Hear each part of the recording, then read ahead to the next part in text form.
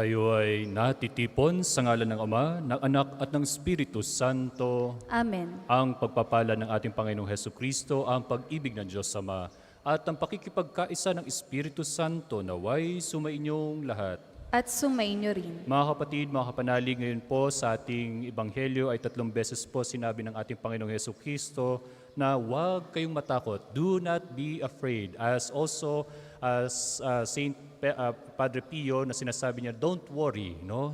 Gayon din tayo, huwag tayong mag-alala sa ating mga dinadala, sa ating mga sarili, mas lalo na ang mga kasakitan natin, no? Mga nararamdaman natin dahil ang ating Panginoong Heso Kristo, ang ating Panginoon Diyos ay magpapagaling sa atin lahat. Amen.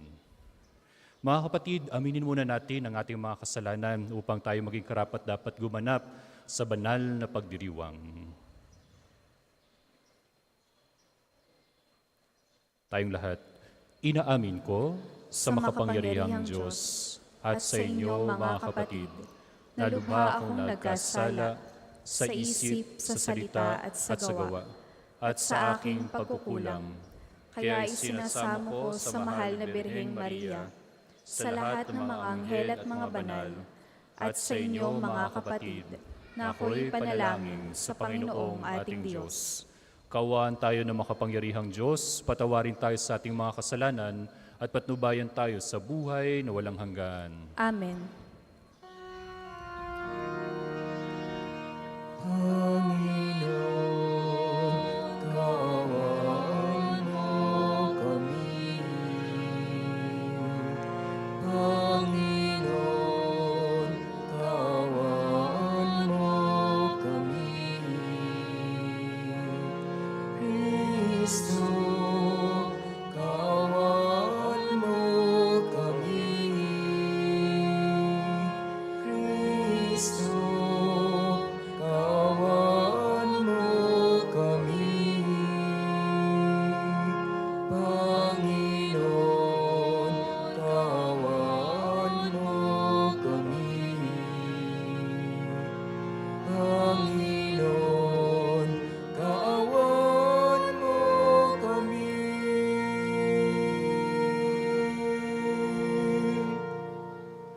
Manalangin tayo.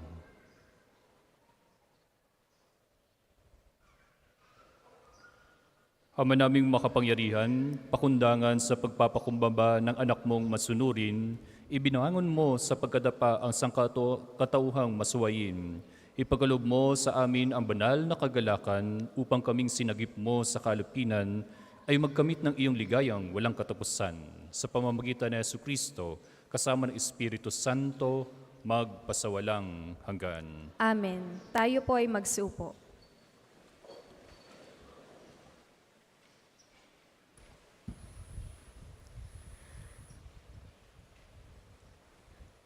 Pagbasa mula sa aklat ni Propeta Isaías.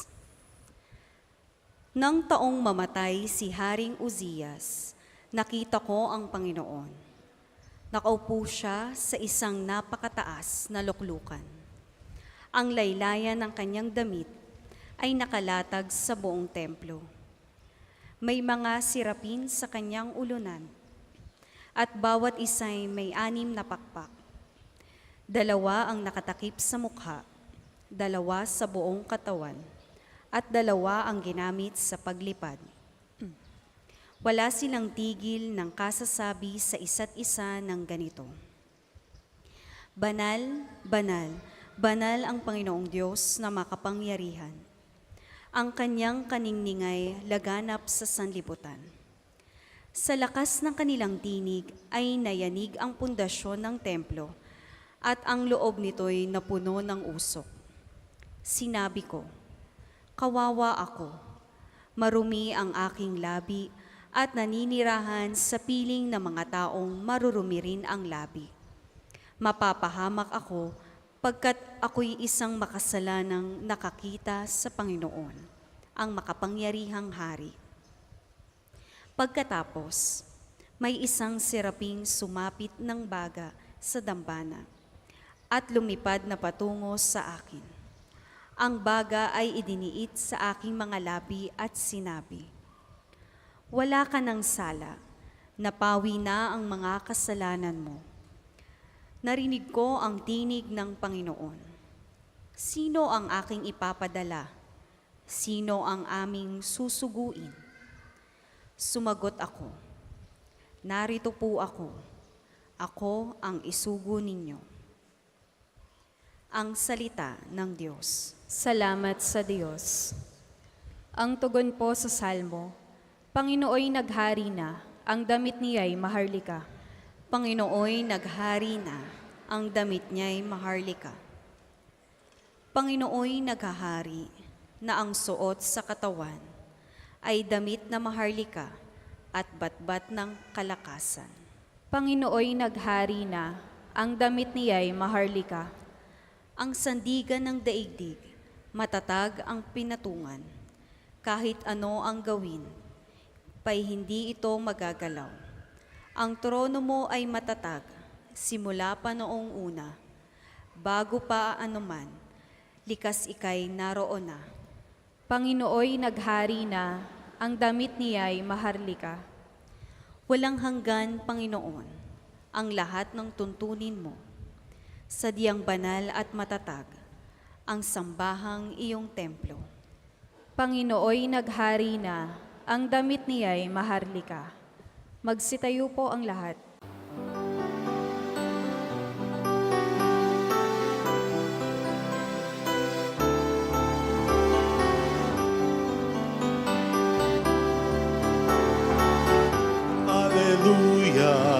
Hallelujah, hallelujah, hallelujah, hallelujah, hallelujah, hallelujah, hallelujah.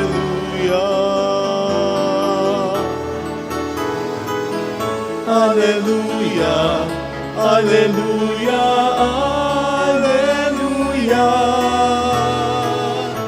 Hallelujah, hallelujah, hallelujah, hallelujah. Sumainyo ang Panginoon.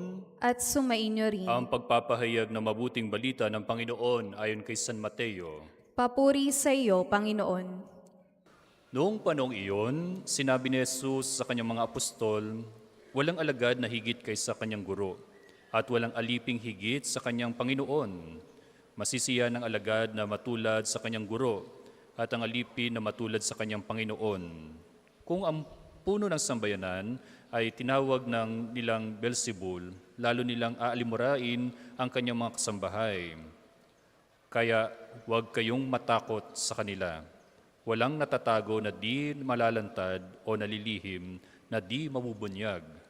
Ang sinasabi ko sa inyo sa dilim, ulitin ninyo sa liwanag. At ang ibinulong sa inyo ay inyong ipagsigawan. Huwag ninyong katakutan ang pumatay ng katawan, ngunit hindi nakapapatay ng kaluluwa. Sa halip, ang katakutan ninyo ay nakapapatay ng kaluluwa at katawan sa impyerno. Hindi ba ipinagbibili ang maya ng isang pera? Gayunman, hindi isa sa kanila ay hindi nahuhulog sa lupa kung hindi kalooban ng iyong Ama. Maging ang buhok ninyo bilang lahat, kaya huwag kayong matakot.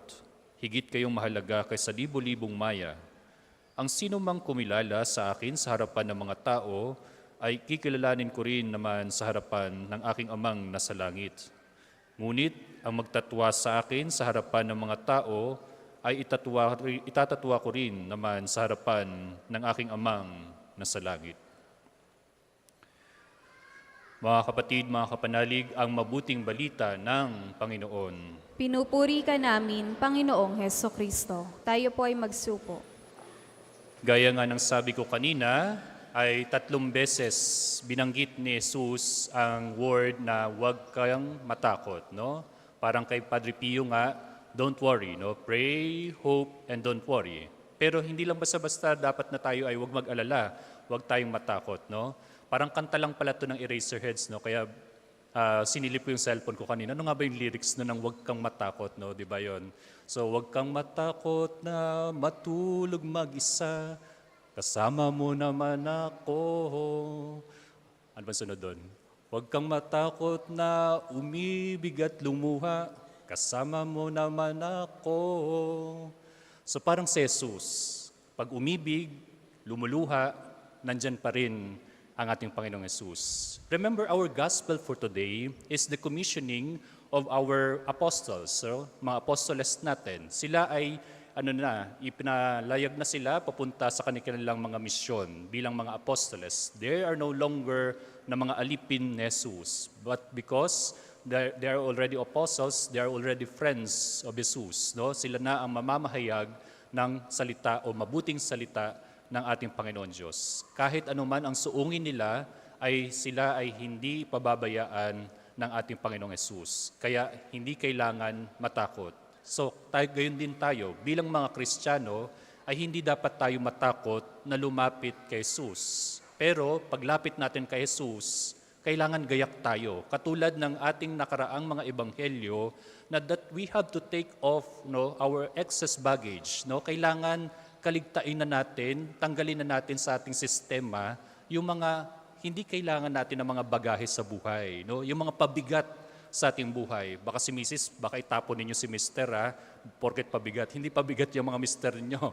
Blessings yan, pagpapala yan. But the sinasabing excess baggage, this is actually the unnecessary things sa ating buhay. Katulad ng mga pag-uugali na hindi maganda.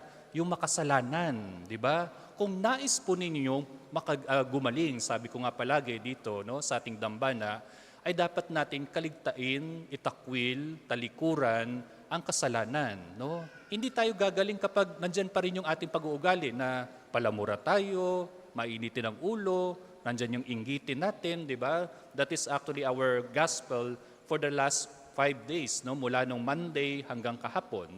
Pagpapaalala yon sa mga apostoles na nagmimisyon at gayon din tayo bilang mga Kristiyano. So kailangan we have to take off those things para magaan ang ating pagpimisyon. Kaya wala pong kwenta yung pagpunta ninyo dito every Saturday na kapag kayo ay nais nyo magpagaling, pero ganun pa rin, bit pa rin ninyo yung dilim doon sa inyong puso. Bit pa rin po ninyo ang mga excess baggages natin. So walang kwenta po yun. So hindi yan titignan ng ating Panginoong Jesus yung ating kagalingan on that parts kapag tayo ay nandyan pa rin, bit pa rin natin ang mga yan. Kitang-kita nga, di ba? Sabi nga sa Ebanghelyo natin ngayon, na kahit ang ating gabuhok, bilang na bilang ng ating Panginoong may kapal, ganyan tayo kakilala ng ating Panginoong may kapal. Ganyan tayo mahal ng ating Panginoong Diyos. Ganyan tayo kinahahabagan ng ating Panginoong Diyos para mawala ang ating nararanasan na kasakitan at gayon din mas lalo na yung ating mga illnesses, yung mga ganyan, our pain, our illnesses sa ating buhay. Pero paglapit nga natin, sabi ko nga kanina, ay kailangan ay tayo ay wala na ang mga excess baggages. So bilang isang apostoles din, bilang isang nagmimisyon, bilang isang Kristiyano din, at nais nating kagalingan, ano pa ba yung mga kailangan natin igayak sa ating sarili at tinataglay natin bilang isang mga sumusunod nga kay Jesus? The first one is magsumikap tayo na tularan natin ang ating Panginoong Jesus. Siya lang ating model. The priest here, ang mga religyoso at religyosa na nakikita ninyo are only instruments, channels na magpapadaloy ng pagpapala at yun din pagpapahayag ng mabuting balita.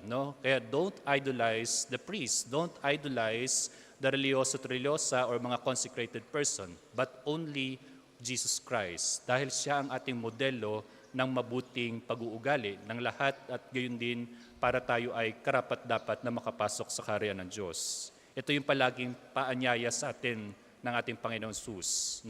At kaya makikita natin sa Ebanghelyo natin last time kung paano naging matibay si Jesus sa lahat ng sakripisyo, sa lahat ng kasakitan, sacrifices, pains, na hindi nakaligtas si Jesus pag-aalimura ng mga Pariseo, ng mga iskriba, di ba? Nabiktima rin po siya ng maritesing, di ba? Ng marites, chismis, di ba? Pero naging matatag ang puso ni Jesus sa lahat ng bagay. Kaya tayo ay tutularan natin si Jesus kung paano niya sinagot, di ba? Ang mga chismosa, ang mga chismoso, ang mga naninira sa kanya, nananaksak sa kanya patalikod. So yun yan. So si Jesus lamang ang tutularan natin. So with the help of also of the saints, especially with Padre Pio, no? Para sa kagalingan natin. The second one, ito yung sinasabi ko kanina, lumalayo tayo dapat palagi sa kasalanan. As we approach the kingdom of God, as we approach always here in the National Shrine, no, sa pambansang dambana ni Padre Pio, ay sana naiiwan ang kasalanan kung saan man kayo nanggaling, no? At hindi na to babalik-balikan, no, ang mga ito. So, ito yung mga bagay na dapat natin na hindi na dapat nililingon, no? Kaya nga sabi ko last time, no, ng weekdays gospel, no, or somehow pagdinilay, ay sabi ko nga, di ba, may Facebook meme, kapag lumingon ka, akin ka. Parang ganun sa demonyo. Kapag lumingon ka ulit sa kasamaan, kapag lumingon ka ulit kay Satanas, akin ka. Di ba? So yun yun. That's why we have to focus our hearts, ang ating puso at isipan sa ating Panginoong may kapal, no? Sa kanya lamang tayo titingin, no? Sa kanya lamang tayo ang ating modelo ng ating pagpasok doon sa ating sa kaharian ng ating Panginoon Diyos. And Jesus Christ is our ticket of going inside of that kingdom of God, no? So yun. So hindi lang basta titignan, bagkos ikikilos natin din sa kabutihan palagi. Lastly, pangatlo, mamuhay sa katotohanan. Ang sabi kanina doon ay kung ano yung ibinulong ni Jesus sa dilim ay dapat nating ipagsigawan sa liwanag, no? Na kung saan, kung anong mga binubulong, anong sinasabi sa atin ng ating Panginoon Jesus, kung ano yung calling sa atin ng ating Panginoong Jesus, ay dapat ipinagsisigawan na natin sa liwanag, no? Na kung saan, pag sinabing sa liwanag, ay ito ay mga katotohanan. Bawal ang Kristiyanong sinungaling. And that is all actually indicated in our 10 Commandments. So you should not bear false witness, no? Bawal ang sinungaling. Sabi nga sa atin, no, kanina sa Ebanghelyo, katulad ng number 2, nakilala tayo ng ating Panginoong Jesus. Kaya we will always be judged according how we love, no? Sabi nga ng aming santo na si Saint John of the Cross or Juan de la Cruz, isang Carmelite, na at the twilight of our lives, we will be judged according how we love, no? Tayo ay huhusgahan sa ating takip-silim ng ating buhay, tayo ay huhusgahan kung paano tayo nagmahal, kung paano tayo gumawa ng kabutihan sa ating kapwa dito sa mundong ibabaw. So that's why sabi ko palagi sa mga funeral masses, ang tanging gagawin lamang natin dito sa mundong ibabaw ay kabutihan lamang, no? This will serve as a general rehearsal sa atin bilang isang langit. Hindi tayo makakapasok sa langit na 99.9% lamang na tayo ay malinis. Parang sinabunan lang ng safeguard. Hindi ganoon, di ba? Kailangan 100% free from stain of sin, no? So yun. Kaya yung mga banal na tinatawag nating church triumphant, na sila ay napagtagumpayan nila na hindi sila nagkasala dito pa lamang sa mundong ibabaw. Look at the models of John Paul II and also Mother Teresa of Calcutta, di ba? Na kung saan, habang buhay pa lang ay kabutihan ang idinudulot nila. Kahit sila ay pasakit ang kanilang naranasan, pero sila ay mapagkumbabang pinatawad ang mga nagkasala sa kanila. Kaya ganun din po sa mga may sakit dito, no? Ay kayo po ay humingi ng tawad sa mga taong inyong nasaktan before. At yun din, patawarin nyo na rin po yung mga taong na nakasakit din po sa inyo para ito rin po yung ikagiginhawa ng inyong sarili, no? So kailangan ay meron tayong mapagkumbabang puso. Kung ang Diyos nga ay mahabagin at mapagkumbaba sa lahat ng bagay, tinitignan tayo pa kaya na mga inampon na anak ng ating Panginoon Diyos ay kaya natin itong taglayin, no? Bilang tayo ay namumuhay sa katotohanan, namumuhay doon sa pagmamahal ng ating Panginoong Diyos. Kaya mga kapatid, taglayin natin ang kabutihan, busilak ng ating puso, dalisay na puso para tayo ay tiyak na tayo ay gumaling sa ating mga karamdaman at yun din sa ating mga dinaranas sa ating sa buhay ay malampasan natin ito, maalpasan natin na ito, no? At magbalik loob sa ating Panginoong may kapal. Para sa ating personal na pagdinilay pa sa araw na ito, tanungin natin ang ating sarili na paano tayo namumuhay bilang mga tunay na mga alagad ng ating Panginoong Yesus. Tayo ba ay natatakot na ipahayag ang salita ng ating Panginoong Diyos? Tayo ba ay natatakot na ipakita ang tunay na Kristiyano sa ating kapwa? Kaya ipagpanalangin natin sa tulong ng ating Pintakasi, San Padre Pio, at gayon din mas lalo na ng ating Panginoong Jesus na nating sinusundan, ating modelo, naway lagit nating tahakin ang daan sa katotohanan at mas lalo na ang landas patungo doon sa buhay na walang hanggan. Para po sa mga maghahandog ng sobre, pakihulog na lamang po sa buslo.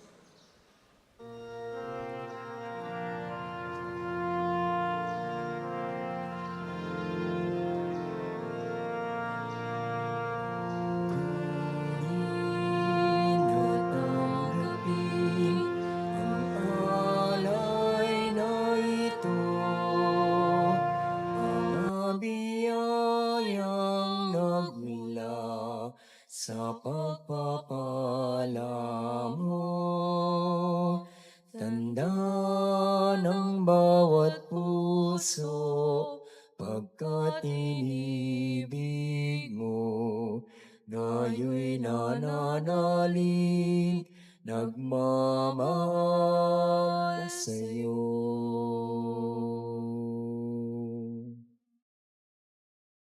Magsitayo po ang lahat.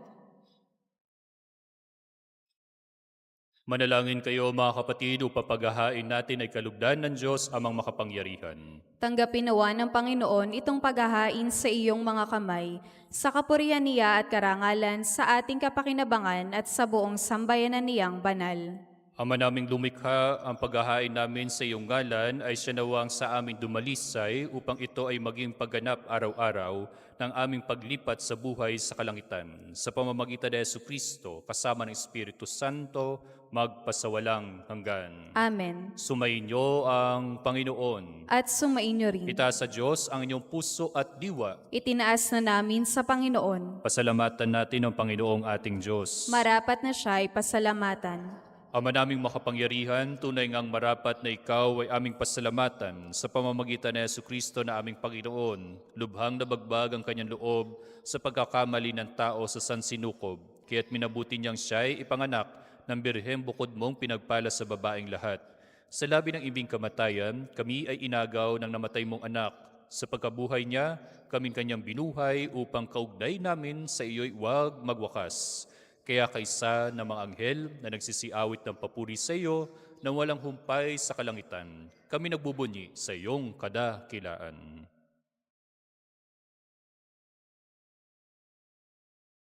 Banal ka pong may kapal, banal ang iyong pangalan, banal ang iyong kaharian. Langit lupa'y nagpupugay sa iyong kadakilan. Dinarakilan ng lahat ang naparito mong anak, na siyang nagmulat sa bulag, sa pilay ay nagpalakad, at nakiramay sa lahat. Kung hindi po kayang lumuhod, ay manatili pong nakatayo ng may paggalang. Ama naming banal, ikaw ang bukal ng tanang kabanalan, kaya't sa pamamagitan ng iyong Espiritu, gawin mong banal ang mga kaloob na ito upang para sa amin maging katawan at dugo ng aming Panginoong Heso Kristo. Bago niyo pinagtisang kusang loob na maging handog, hinawakan niya ang tinapay, pinasalamatan kanya, pinaghati-hati niya yon, inabot sa kanyang mga lagad at sinabi, "Tanggapin ninyong lahat ito at kahanin. Ito ang aking katawan na ihahandog para sa inyo."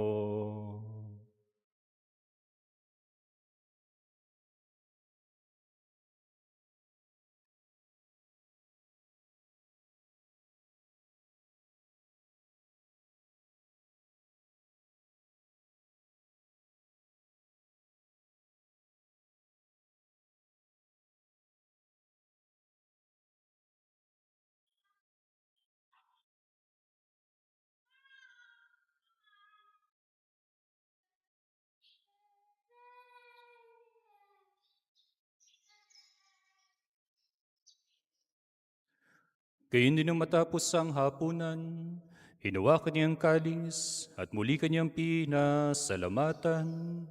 Inubot niya ang kalis sa kanyang mga lagad at sinabi, "Tanggapin ninyong lahat ito at inumin. Ito ang kalis ng aking dugo ng bago at walang hanggang tipan.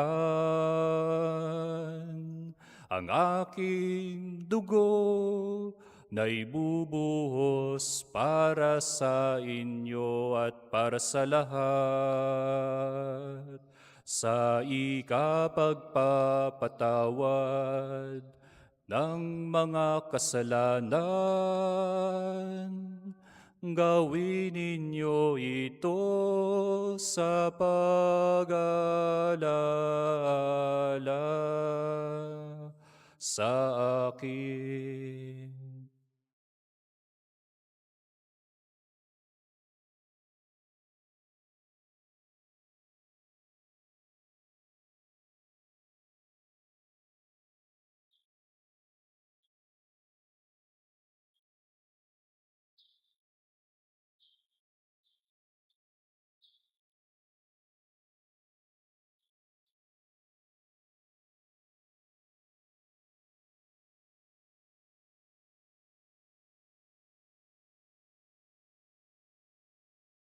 Manatili pong nakaluhod. Ipagbunyin natin ang misteryo ng pananampalataya.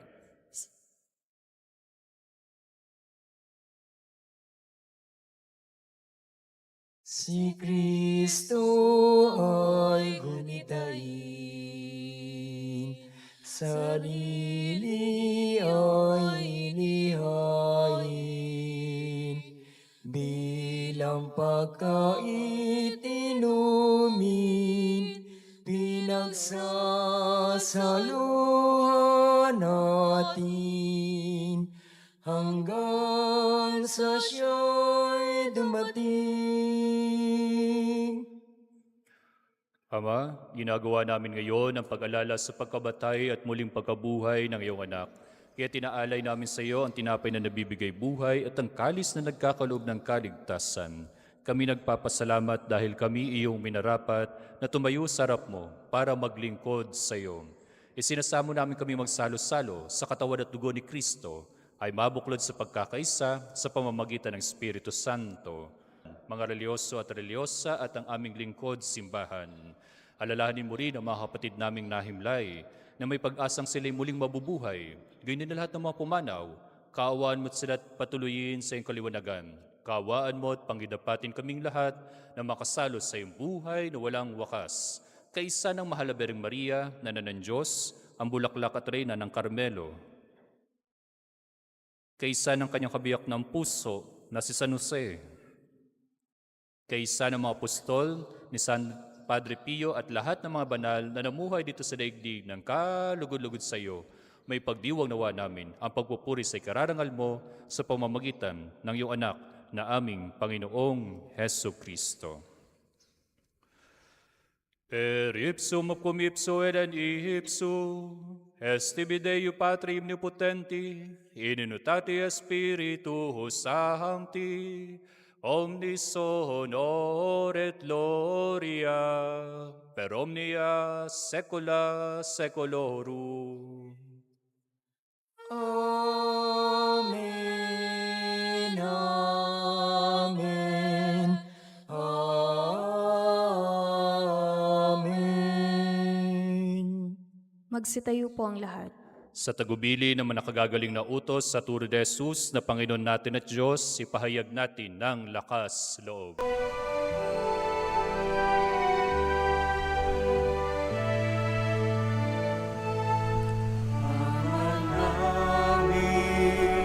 Sumasalangit ka, sambahin ang ngalan mo.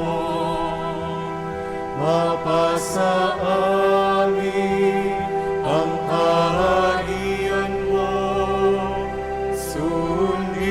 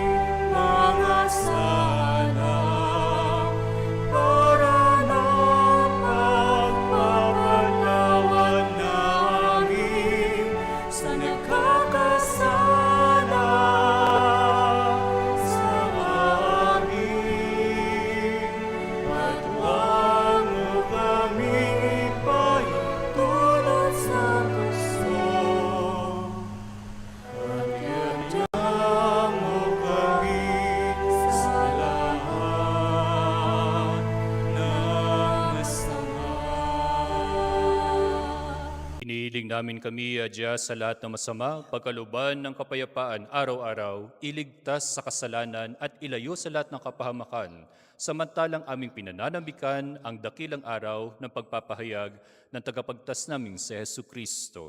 Sapagkat iyo ang kaharian at ang kapangyarihan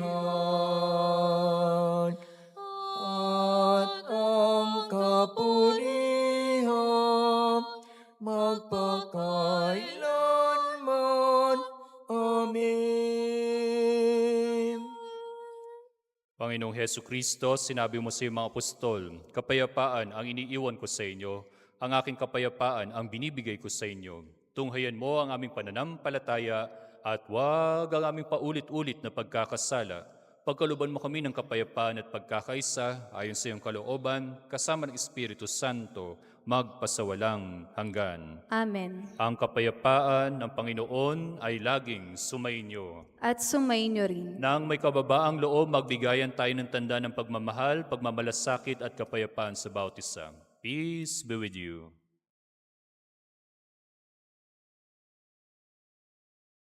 Sa pagsasawak nito, Kordero napatawad ng po Diyos, Panginoon sa Kristo. nag-aalis ng mga kasalanan ng sanlibutan, maawa ka sa amin. Kordero ng Diyos, na nag-aalis ng mga kasalanan ng sanlibutan, maawa ka sa amin. Kordero ng Diyos, na nag-aalis ng mga kasalanan ng sanlibutan, ipagkaloob mo sa amin ang kapayapaan. Kung hindi po kayong lumuhod, ay manatili pong nakatayo ng may paggalang. Mga kapatid, mga kapanalig, ito si Jesus na pinagmumulan ng ating kalakasan, ng ating kagalingan. Ito ang kordero ng Diyos. Ito nag-aalis ng mga kasalanan ng sanlibutan, mapalad ang mga nayahan sa kanyang banal na piging. Panginoon, hindi ako karapat-dapat na magpatuloy sa iyo, ngunit sa isang salita mo lamang ay gagaling na ako. Ipagsanggalang nawa tayo ng katawan at dugo ni Kristo para sa buhay na walang hanggan. Amen.